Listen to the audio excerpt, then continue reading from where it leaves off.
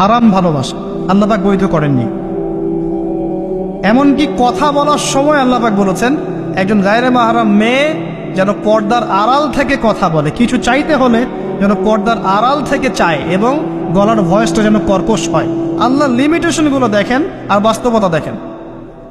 আল্লাহ পাকের লিমিটেশন হচ্ছে এরকম যে একজন মেয়ে যে আমার স্ত্রী নয় তার সাথে আপনি ফোনে কথা বলতে পারবেন না, প্রেমালাপ করতে পারবেন না, আপনি তার দিকে কামনার দৃষ্টিতে তাকাতে পারবেন না, আপনি তাকে স্পর্শ করতে পারবেন না, তার সাথে নির্জনে কোথাও সময় কাটাতে পারবেন।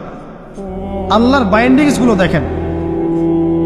একজন নারীর সাথে ফোনে কথা বললেই কিন্তু সেক্সুয়াল সম্পর্ক হয় না, হয় একজন গায়রে মাহরাম মেয়ের সাথে যদি আপনি বসে কফি খান তাহলে কিন্তু যৌন সম্পর্ক স্থাপিত হয়নি, এখন হয়। তারপরেও আল্লাহ রাব্বুল আলামিন বলছেন ওয়ালা তাকরাবুজ জিনা, এটার নাম আল্লাহ দিয়েছেন জিনা, আর বলছেন করো না এমনটা নয় বরং ধার কাছেও যেও না। মানে একটা সীমারেখা দেয়া আছে, একটা মাঠ, এর চারপাশে একটা বাউন্ডারি দেওয়া আছে, বাউন্ডারি পর্যন্ত। আল্লাহ বলছেন মাঠে ঢুকো না এমনটা বলছেন না, আল্লাহ বলছেন মাঠের বাউন্ডারির কাছেও যেও না। আল্লাহ পাক বলেছেন হে আদম সন্তান আমি তোমাকে ভালোবাসি আর এটা আমার হক যে তুমিও আমাকে ভালোবাসবে। এই পৃথিবীতে আমাদের ভালোবাসার কেন্দ্র কে হবেন? সমস্ত কিছু ভালোবাসার ঊর্ধ্বে কার স্থান হবে? আর আল্লাহ বলেছেন যদি তোমরা আমাকে সত্যিকার অর্থেই ভালোবাসো, কুল ইন কুনতুম তুহিব্বুনাল্লাহ ফাত্তাবিউনি, যদি তোমরা সত্যিকার অর্থে আল্লাহকে ভালোবাসো, আল্লাহর ভালোবাসা পেতে চাও, তাহলে একটা কাজ করো। কি করো?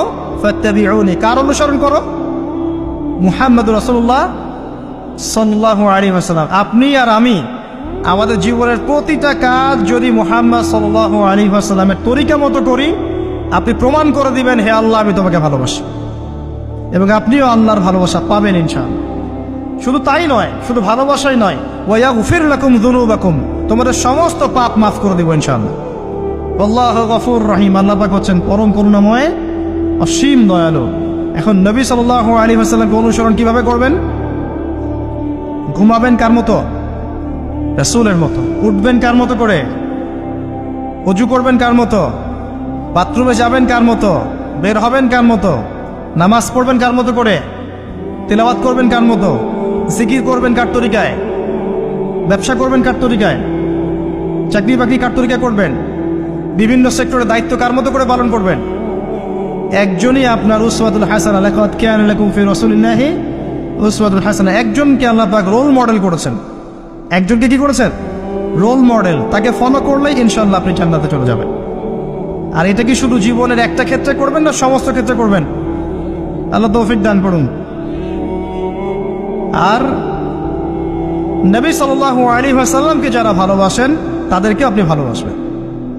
নবী সাল্লাল্লাহু আলাইহি ওয়াসাল্লামকে যারা ভালোবাসেন তাদেরকে আপনি ভালোবাসবেন। যারা নবীকে ভালোবাসে না তাকে কি ভালোবাসবেন? ভালোবাসার মানদণ্ড কি হবে?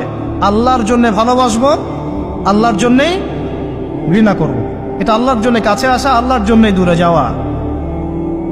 আরশের নিচে আল্লাহ পাক যে কয় শ্রেণীর মানুষকে আশ্রয় দিবেন, যে 7 শ্রেণীর মানুষকে, তার মধ্যে এক শ্রেণী আছে এমন 2 ব্যক্তি যারা পরস্পরকে শুধু আল্লাহর জন্য ভালোবাসে। সুবহান। কেউ যদি কাউকে আল্লাহর জন্য ভালোবাসে তার উচিত তাকে জানিয়ে দেয়া যে হে অমুক ভাই আমি আপনাকে আল্লাহর জন্য ভালোবাসি। অমুক দিনী বোনকে বলতে পারে আমি আপনাকে আল্লাহর জন্য ভালোবাসি। এক ভাগ ভালোবাসা দিয়ে পৃথিবী চলছে।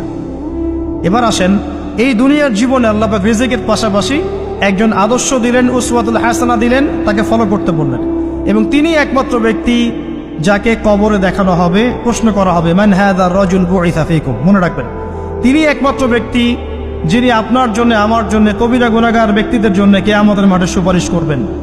তিনি একমাত্র ব্যক্তি যিনি হাউজে কাউসারে পানি নিয়ে আমাদের জন্য অপেক্ষা করবেন।